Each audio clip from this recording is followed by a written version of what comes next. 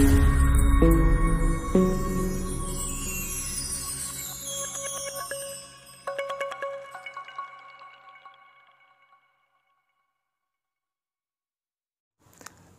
عليكم ورحمة الله وبركاته. أهلا بيكم في درس جديد من دروس جرامر، ولسه مستمرين في ليفل B1 المستوى الثالث B1. إن شاء الله النهاردة درسنا مهم جدا جدا بنتكلم فيه عن phrasal verbs. قلنا دي عبارة عن 90 فعل مركب، 90 فعل مركب لامتحان البت، ده اختبار تمهيدي كامبريدج، كمان لاختبارات التوفل والايلتس. لو انت مهتم بالاختبارات دي لازم تكون متقن لل 90 phrasal verbs دول، ل 90 فعل مركب دول. اتكلمنا في درسنا اللي فات عن اول 30 فعل مركب، النهارده معانا 30 فعل كمان، وان شاء الله درسنا الجاي هنكمل ال 90، هنشرح كمان 30 فعل مركب، كده معانا 90 فعل مركب مهمين جدا جدا جدا. نبدأ الأول ب give up، معناها يستسلم أو يتوقف عنه. لما أقول I'm going to give up smoking، سوف أقلع عن التدخين، دي حاجة هوقفها، هبطل أعملها. بعد كده معانا give way، give way يعني يفسح الطريق. A car didn't give way to an ambulance and they crashed. هنا بيقول لي في سيارة ما فسحتش الطريق للإسعاف وحصل تصادم. بعد كده عندنا go for، go for يعني يحقق أو ينجز، إنك تنجز حاجة. When you want something you should go for it، يعني عندما تريد شيء عليك أن تحققه أو تنجزه. go off، go off معناها ينطفئ، يرن أو ينفجر. لما أقول the lights، the alarm، the boom went off، فينا اختلاف في المعنى. لما أقول the lights went off يعني انطفأ الإيه؟ انطفأ النور. لما أقول the alarm went off يعني رن الإيه؟ المنبه.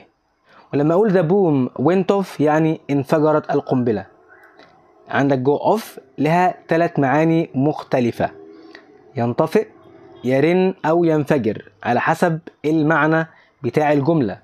بعد كده عندنا go on، go on لها معنيين، يحدث أو يستمر. I don't know what is going on، لا أعرف ماذا يحدث، فهنا معنى go on يعني حاجة بتحصل، بيحدث. ولما أقول it's very sad but life goes on، إنه أمر محزن جدا ولكن الحياة لابد أن تستمر، فهنا go on يعني يستمر. بعد كده عندنا go out، go out يعني يخرج. لما أقول I like to go out with my friends، I like to go out with my friends، أحب الخروج مع أصدقائي، بحب أخرج مع صحابي.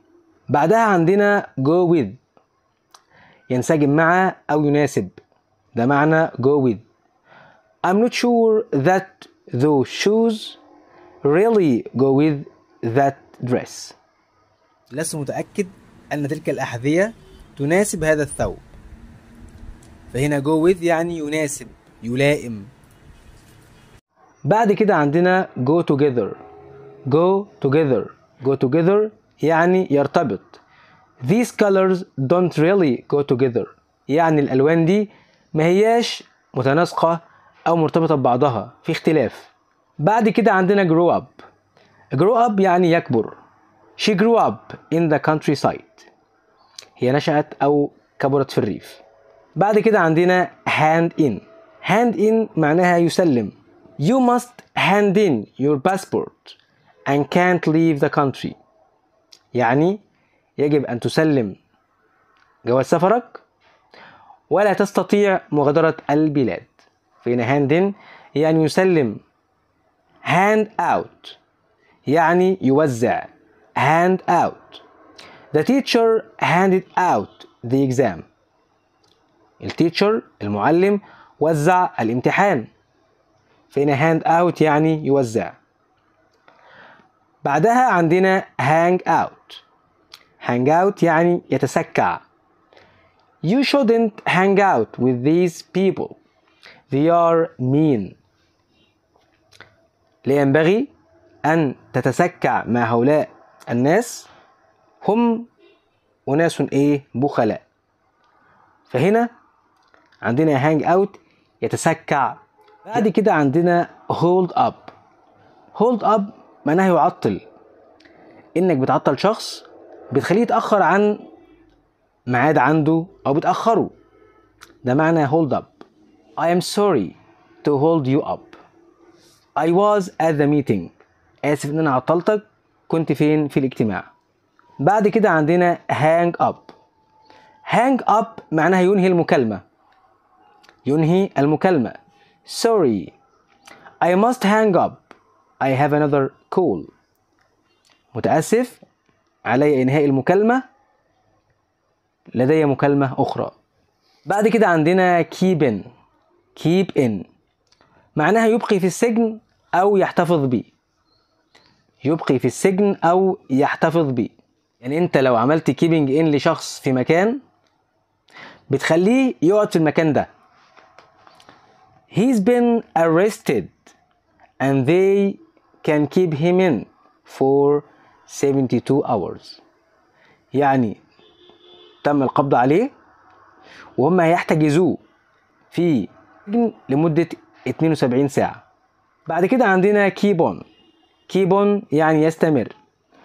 We were scared so we kept on running. كنا خايفين لذلك استمرينا في الجري. keep up. keep up يعني يستمر. You need to train hard if you want to keep up winning.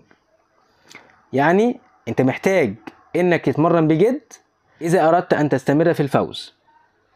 فهنا keep up يعني يستمر. بعد كده عندنا knock down. knock down. knock down يصرع او يتغلب. He was knocked down by a bus but he survived. يعني الباص هنا خبطه ولكن بقى على قيد الحياة. بعد كده عندنا lie down يعني يرقد أو يستلقي. يرقد أو يستلقي lie down. When I arrive home I lie down on the sofa. عندما أصل المنزل أستلقي على الكنبة. بعد كده عندنا look after. look after يعني يعتني بي. Her mother is very old and she has to look after her. يعني والدتها كبيرة جدا في السن وعليها أن تعتني بها. بعد كده عندنا look for. طبعا دي من الحاجات السهلة والبسيطة جدا. يبحث عن. She's looking for a job. تبحث عن وظيفة. look for يبحث عن. بعد كده عندنا look forward معناها يتطلع إلى حاجة أنت بتتمنى تحققها أو تنجزها. I'm really looking forward to the party. يعني بيتطلع للحفل. الحفل ده يحصل وأنا سعيد بده. بعد كده عندنا look out. look out يعني يحذر أو يحترس. look out. He's got a gun. يحترس، احذر، لديه لديه سلاح. بعد كده عندنا look up.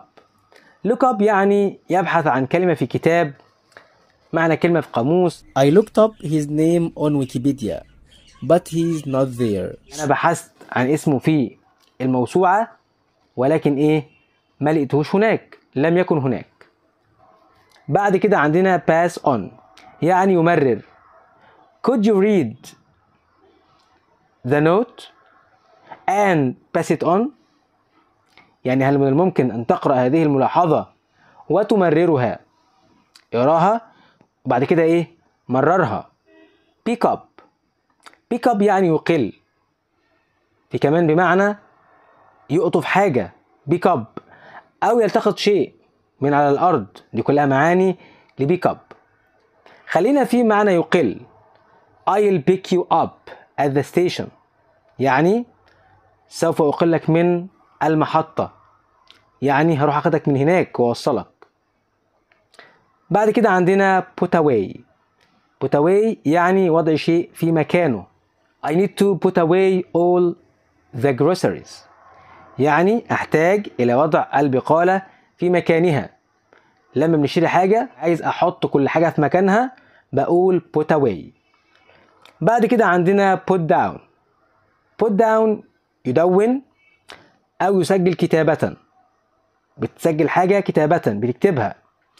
Can you put my name down for the tournament؟ يعني هل من الممكن أن تسجل اسمي في البطولة أو من أجل البطولة؟ بعد كده عندنا put off. put off يعني يؤجل. The government has put off the decision until Tuesday. قد أجلت الحكومة القرار حتى الثلاثاء. آخر حاجة معانا وهي put on. put on يرتدي أو يضع. لما أقول she puts on makeup every morning بتضع ميك اب كل صباح.